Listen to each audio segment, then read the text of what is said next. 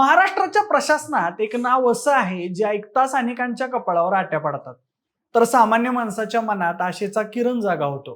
ते नाव म्हणजे तुकाराम मुंढे. ना दबावाची भीती, ना राजकीय हस्तक्षेपाची पर्वा, फक्त काम, शिस्त आणि जनतेसाठीची कठोर भूमिका. मंडळी, तुकाराम मुंढे जिथं जातात तिथं सिस्टीम आणि सिस्टीम मधले अधिकारी त्यांना अक्षरशः दचकून असतात आणि त्यांचा कामाचा दरारा असा असतो की नियम मोडणाऱ्यांच्या पायाखालची जमीन सरकणं हे साहजिक गोष्ट आहे. आता पुन्हा एकदा तसंच काहीसं घडलंय. अन्न आणि औषध प्रशासनाचा कारभार हाती घेताच अवघ्या 3 दिवसात मुंडेंनी राज्यभरात धडक मोहीम सुरू केली आहे. तब्बल 53 ठिकाणी धाडी आणि 33 जणांवर मोठी कारवाई केली आहे.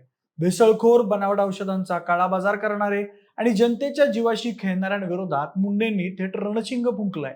ज्या यंत्रणेकडे अनेक वर्ष दुर्लक्ष झालं तिथं आता तुकाराम मुंढेंच्या एंट्रीमुळे खळबळ उडाली आहे.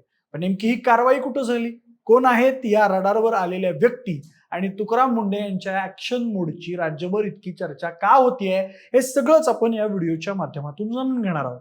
नमस्कार, मी प्रथमेश आणि तुम्हाला तर माहिती आहे आपला विषय असणार आहे.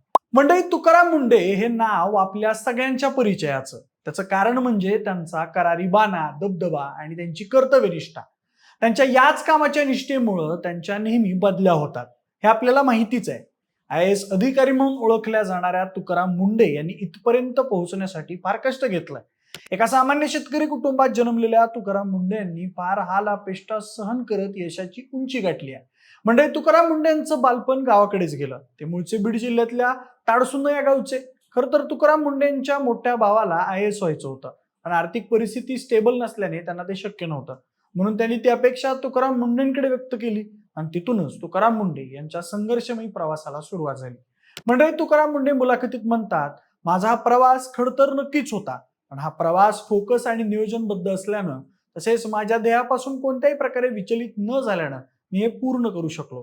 मित्रांनो, आयुष्यात एकदा नोकरी लागली आणि ती IAS किंवा IPS अधिकारी म्हणून, तर अनेकांच्या भावना याच असतात की आता पुन्हा कुठला संघर्ष नको. पण अशा कारकिर्दीसाठी काही अधिकारी याला अपवाद ठरतात आणि ज्यातलंच एक नाव आहे तुकाराम मुंढे. ज्या ठिकाणी त्यांची बदली होईल त्या ठिकाणची कार्यालय ते सुतासारखी सरळ करतात. म्हणजे सध्याच्या भूमिकेत तुकाराम मुंढे यांनी कारवाईचा जो काही कामाचा धडाका लावलाय त्याबद्दल आधी जाणून घेऊया. अन्न आणि औषध प्रशासनाचे नवीन आयुक्त म्हणून तुकाराम मुंढे यांनी नुकताच 25 मे रोजी आपला नवीन कार्यभार स्वीकारला. त्यानंतर पदभार स्वीकारल्यावर लगेच त्यांनी सर्व विभागातल्या अधिकाऱ्यांना तातडीनं धाडी आणि जप्तीची विशेष मोहीम राबवण्यासाठी कडक निर्देश दिले. आयुक्तांच्या या आदेशानंतर अन्न आणि औषध प्रशासनाच्या यंत्रणेनं कमालीची तत्परता दाखवली आहे.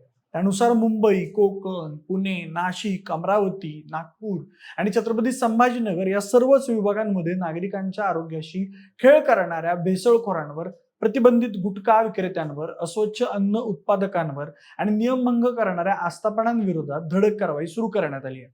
त्यासोबत राज्यातील संशयास्पद भागांमध्ये छापे देखील टाकण्यात आले आहेत. या कारवाईत प्रामुख्यानं गुटखा, पान मसाला आणि त्या संदर्भातल्या अन्नपदार्थांच्या प्रकरणी एकूण 53 आस्थापनांची कसून तपासणी करण्यात आली आहे. त्यापैकी 34 ठिकाणी बंदी असलेला गुटखा आणि पान मसाल्याची सर्रास विक्री होत असल्याचं रंग्यात आढळून आलंय. त्यासोबत या प्रकरणी पोलिसांनी एकूण 25 FIR दाखल केले आहेत आणि गुन्ह्यात सामील असलेल्या 33 व्यक्तींना अटक केली आहे. याबरोबरच गुटखा वाहतूक करणारी 5 वाहनं जप्त करून 27 ठिकाणांवर थेट सील ठोकण्यात आलंय. म्हणजे तुकाराम मुंढे यांनी सर्वात मोठी कारवाई ही मुंबईमध्ये केली आहे. या धडक कारवाई वेळी तब्बल 20,57,296 रुपयांचा बेकायदेशीर मुद्देमाल जप्त करण्यात आलाय. त्यानंतर मुंबई विभागात एकूण 19 ठिकाणांची झाडाझडती घेण्यात आली आहे आणि या सर्व 19 ठिकाणांना तातडीनं सील करण्यात आलंय. तसेच कायद्याचं उल्लंघन करणाऱ्या 19 व्यक्तींविरुद्ध FIR दाखल करून त्यांना पोलिसांनी अटक केली आहे. गुटखा आणि पान मसाले व्यतिरिक्त अन्न आणि औषध प्रशासनाच्या विविध विभागातील अधिकाऱ्यांनी नागरिकांच्या दैनंदिन खाण्यापिण्याशी संबंधित असलेल्या पॅकबंद पिण्याचं पाणी, दूध, नूडल्स, कार्बोनेटेड वॉटर, खाद्यतेल, स्वीट व फरसाण, आईस्क्रीम, ताडी, डिंक, मसाले, खवा, पनीर, तूप, बेसन आणि बेकरी पदार्थांच्या शुद्धतेची तपासणी केली आहे. या कारवाईत सुद्धा 28,78,572 रुपयांचा संशयास्पद साठा जप्त करण्यात आलाय. त्यासोबतच नागपूरमध्ये केलेल्या कारवाईतही 4,72,570 रुपये जप्त केलेल्या साठ्याची किंमत आहे. म्हणजे तुकाराम मुंढे यांच्या नेतृत्वाखाली FDAनं हे दाखवून दिलंय की अन्न सुरक्षा आणि नागरिकांचं आरोग्य याला प्राधान्य देणं महत्वाचं आहे. ही कारवाई केवळ साठा जप्त करण्यापुरती मर्यादित नाही, बाजारातील निकृष्ट अन्नावर जागरूकता निर्माण करण्यासाठी ही कारवाई महत्वाची आहे. नागरिकांनी अधिक सजग असणं, घरातील दररोजच्या अन्नपदार्थांची गुणवत्ता तपासणं, संशयास्पद वस्तूंची तक्रार करणं ही नागरिकांची जबाबदारी बनली आहे. त्याचबरोबर मंडळी, तुकाराम मुंढे यांच्या 21 वर्षांच्या कारकिर्दीतील ही 25वी बदली आहे. एप्रिल महिन्यात तुकाराम मुंढे यांची दिव्यांग कल्याण विभागातून मदत आणि पुनर्वसन विभागात बदली करण्यात आली होती. पण या विभागाच्या विद्यमान सचिव विनीता सिंगल यांनी राजकीय वजन वापरून ही बदली रोखल्याची बातमी आपण माध्यमांमध्ये बघितली. त्यासोबत लोकसत्तानं दिलेल्या वृत्तानुसार सरकारनं मुंढे यांच्यासाठी नव्या पदाचा शोध सुरू केलेला होता. आणि अखेर 1.5 महिन्यांच्या प्रतीक्षेनंतर त्यांची अन्न व औषध प्रशासन विभागात आयुक्तपदी नेमणूक करण्यात आली.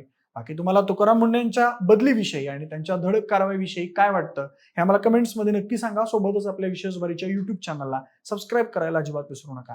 धन्यवाद.